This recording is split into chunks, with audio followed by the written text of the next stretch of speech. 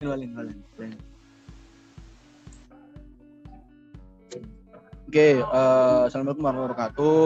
Jadi di sini kami dari sesi D3 Grup C Paralel D, ada saya Vicky Putra dengan NPM 19171, dengan partner saya di sini ada Muhammad Ambil Camadi dengan NPM 19169. Hari ini kami ingin menjelaskan sedikit tentang modul pembuatan media dan penanaman jasa training. Mungkin untuk penjelasannya bisa saya jelaskan pertama di awal.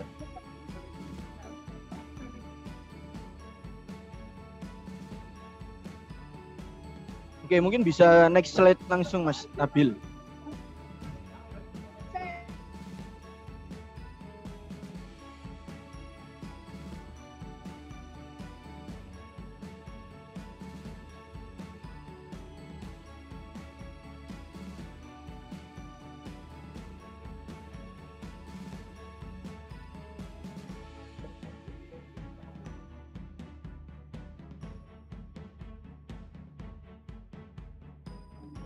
Oke, yang pertama media. Kita harus mengetahui terlebih dahulu karena pembuatan media kan di sini ya. Nah, media itu apa sih? Nah, media di sini adalah suatu bahan yang terdiri atas campuran nutrisi atau zat makanan yang dipakai untuk menumbuhkan mikroba termasuk bakteri, patogen tanaman. Selain itu, media ini juga untuk menumbuhkan mikroba. Nah, medium dapat digunakan pula untuk isolasi. Jadi memperbanyak juga, jadi pengujian sifat-sifat fisiologi dan perhitungan jumlah mikroba, itu media. Next slide. Nah, dalam pembuatannya juga media ini punya syarat-syarat tersendiri. Jadi persyaratan untuk membuat sebuah media agar media itu tadi bisa sesuai dengan fungsinya. Jadi yang pertama itu lingkungannya harus sesuai dengan pertumbuhan mikroba. Itu kayak susunan makanannya, terus gimana media itu harus mengandung air, itu harus jelas gitu. Jadi lalu yang kedua, persyaratan kedua itu media juga harus mengandung semua kebutuhan untuk pertumbuhan mikroba, yaitu misalkan ada sumber energi kayak gula, sumber nitrogen, juga ion inorganik esensial, dan kebutuhan yang khusus kayak seperti vitamin. Nah, terus yang ketiga itu juga ada syaratnya itu mampu memberikan pertumbuhan yang baik jika ditanami mikroorganisme. Kan kita membuat media untuk mengembangbiakkan mikroorganisme. Jadi gimana caranya media ini harus bisa memberikan pertumbuhan yang baik jika ditanami mikroorganisme, mendorong pertumbuhan dengan cepat juga, murah, mudah dibuat kembali, dan mampu memperlihatkan sifat khas mikroba yang diinginkan. Jadi tanpa mengurangi sifat khas mikroba, itu media yang bagus seperti itu. Next slide. Nah, kita sekarang masuk kepada jasa training. Nah, jasa training itu apa sih? Jadi jasa training ini merupakan sebuah mikroorganisme yang berukuran mikron yang nggak bisa dilihat dengan mata kepala, istilahnya secara mata telanjang itu nggak bisa dilihat. Jadi dilihatnya menggunakan mikroskop. Nah, jasa training ini disebut juga sebagai mikroba, bukan hanya karena ukurannya kecil sehingga sukar dilihat dengan mata biasa, tapi juga karena pengaturan kehidupannya. Jadi yang kehidupannya ini lebih sederhana dibandingkan dengan jasad tingkat tinggi seperti itu. Next slide. Nah, dalam penanaman jasa training ini sendiri ada namanya inokulasi dan inkubasi. Apa sih inokulasi dan inkubasi tersebut? Jadi inokulasi ini merupakan penanaman bakteri. Jadi di sini kayak inokulasi ini kegiatan memindahkan bakterinya dari medium yang lama ke medium yang baru. Jadi tingkat ketelitiannya di sini untuk mengamati itu tinggi. Terus kalau inkubasi di sini merupakan masa antara inokulasi atau infeksi sampai pertumbuhan koloni banyak. Inkubasi atau fermentasi ini adalah proses memanfaatkan kemampuan mikroba untuk menghasilkan metabolit primer dan metabolit sekunder dalam suatu lingkungan yang dikembangkan. Seperti itu. Next slide. Nah, dalam inokulasi tersendiri, dalam jasa training ini itu ada beberapa metode. Yang pertama di sini ada metode debar dan metode tusuk. Nah, metode debar itu apa sih? Jadi metode debar ini merupakan inokulasi dengan cara didebarkan dalam medium yang sama. Terus kalau tusuk itu dengan cara meneteskan atau menusukkan ujung jarum ose yang di dalamnya terdapat inokulum, kemudian dimasukkan ke dalam medianya, seperti itu. Next slide. Nah, metode selanjutnya ini ada metode gores dan juga metode tuang. Nah, metode gores sendiri itu dengan cara inokulumnya tadi digoreskan di permukaan media dalam cawan Petri dengan jarum pindah. Nah, sedangkan untuk metode tuang ini isolasi menggunakan media cair dengan cara pengenceran. Nah, untuk hasil pembahasan praktikum hari ini mungkin bisa dijelaskan oleh partner saya, Mas Nabil. Silakan Mas Nabil. Ya, terima kasih Mas Vicky. Di sini saya akan melanjutkan penjelasan dari penjelasan sebelumnya mengenai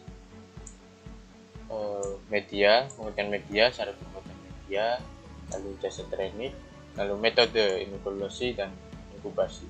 Nah, di sini itu kan secara umumnya. Nah, ini saya di sini akan menjelaskan mengenai hasil dari praktikum pembuatan media dan penanaman jasa training. Nah, untuk pertama, pada praktikum pembuatan media dan penanaman jasa training ini terdapat dua jenis media yang akan dibuat. Nah, ini nantinya akan digunakan untuk penanaman jasa training, yaitu media padat berupa media agar, lalu ada media kecambah, lalu di sisi lain ada atau digunakan media cair, yaitu berupa media nutrien broth. Bahan yang digunakan untuk pembuatan media nutrien agar atau media padat itu antara lain yaitu aquades, ekstra daging, pepton, dan agar-agar.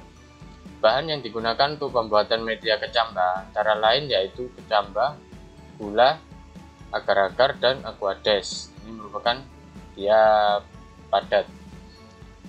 Lalu bahan yang digunakan untuk pembuatan media nutrien broth atau dalam media cair itu aquades, juga ada ekstra daging, natrium klorid atau NaCl yang berfungsi untuk menaikkan tekanan osmotik, dan juga yang terakhir yaitu ada pepton. Nah, media ini dibuat sesuai dengan standar komposisi bahan masing-masing dan prosedur yang ada sesuai dengan standar operasionalnya, dengan sangat memperhatikan kondisi aseptis. Untuk jasa training sendiri ini ditanam pada ketiga media yang telah disebutkan tadi, yaitu media kecambah, media nutrien broth, sama media agar. Nah, ini untuk ditanam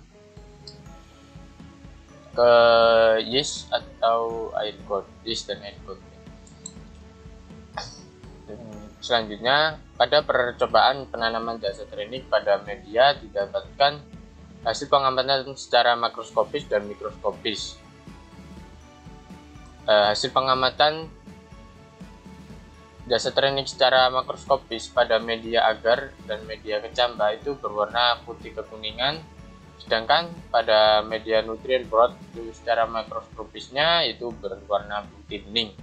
Hasil pengamatan jasa training yeast secara mikroskopis dengan perbesaran 10 kali 40 pada media nutrien broth, media agar dan kecambah setelah diinkubasi selama kurang lebih 48 jam atau 2 hari itu hasilnya itu berbentuk kokus, lalu tidak berbentuk sel dan berkoloni.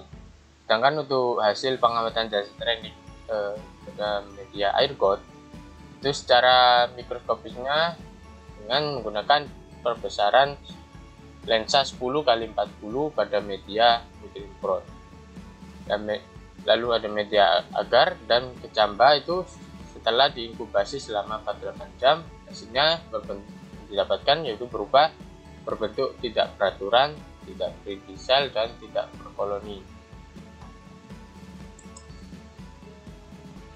Lalu selanjutnya, berdasarkan percobaan ini dapat diketahui bahwa jasa training dapat tumbuh pada media yang telah dibuat. Hal ini menunjukkan bahwa percobaan pembuatan media baik media agar, media kecambah, dan media nutrien broth ini sudah benar. Karena jika percobaan jasa training tidak benar, maka jasa training yang diinginkan sebelumnya itu tidak dapat tumbuh dengan baik. Alhasil percobaannya bisa dibilang gagal. Nah, lalu dari ketiga media yang telah dibuat dapat disebutkan bahwa media yang paling baik digunakan yaitu dari ketiga media tadi yaitu media agar. Karena pada media agar ini mengandung nutrisi yang lebih kompleks. Artinya nutrisi yang dibutuhkan oleh jasa training ini lebih bervariasi dan beragam. Namun untuk penyimpanan dari segi penyimpanan yang dalam jangka waktu yang lama itu cenderung atau prefer ke media nutrient broth.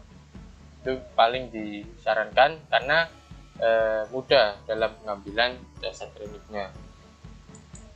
Lalu sini dari hasil pengamatan secara mikroskopis, yeast pada media nutrient broth itu media agar dan media kecambah itu berbentuk fokus, tidak berintisal dan berkoloni.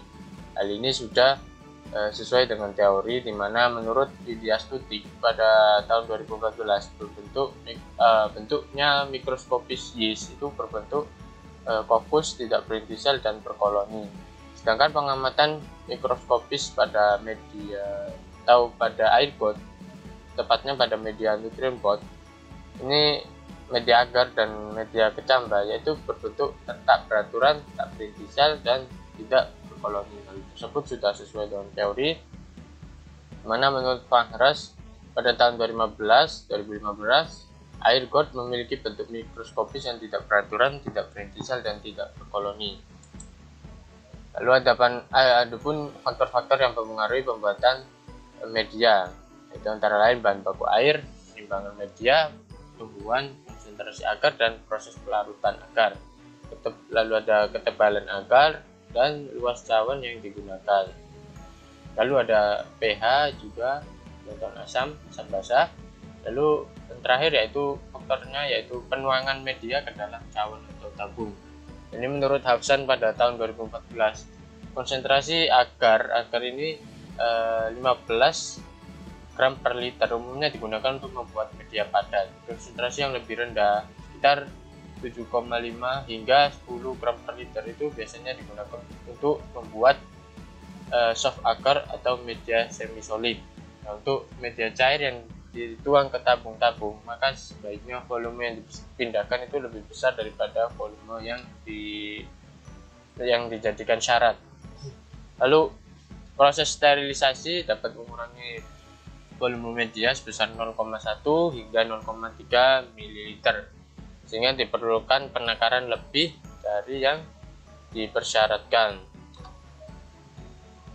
Untuk selanjutnya, adapun faktor-faktor yang mempengaruhi di penanaman jasa training dan lain, yaitu yang sebelumnya kan faktor-faktor pembuatan media ya, sekarang penanaman jasa training yaitu nutrien, lalu air, ada pH, asam basah, suhu, tersedianya oksigen atau O2, lalu dan komponen antimikroba. Namun menurut Sari pada tahun 2010, jasa training perlu nutrien atau nutrisi untuk pertumbuhannya. Nah, sel jasa training ini memerlukan air untuk hidup dan berkembang biak. Pertumbuhan sel jasa training ini dipengaruhi oleh jumlah air yang tersedia. Jasa training itu umumnya dapat tumbuh pada pH sekitar 6,5 hingga 7,5. Ini termasuk bisa ke asam lemah hingga ke basa lemah. Nah, jasa training pada umumnya tumbuh pada suhu kamar, itu sekitar 25 derajat Celcius. Nah, konsentrasi oksigen di dalam bahan makanan dan lingkungan itu berpengaruh pada jasa training. Jadi konsentrasi O2 dalam suatu bahan makanan maupun di lingkungan sekitar jasa training itu ternyata berpengaruh nanti pada jenis jasa trainingnya. Nah, komponen ini dapat di dalam bahan makanan melalui beberapa cara, yakni secara alami di dalam makanan maupun ditambahkan ke dalam makanan. Ya, terima kasih. Sekian dari kami, dari grup C, sesi D3 dari paralel D, menganggotakan 2 orang. Kurang lebihnya mohon maaf apabila ada perkataan yang kurang berkenan dan sikap yang kurang sopan. Terima kasih. Wassalamualaikum warahmatullahi wabarakatuh. Waalaikumsalam warahmatullahi wabarakatuh.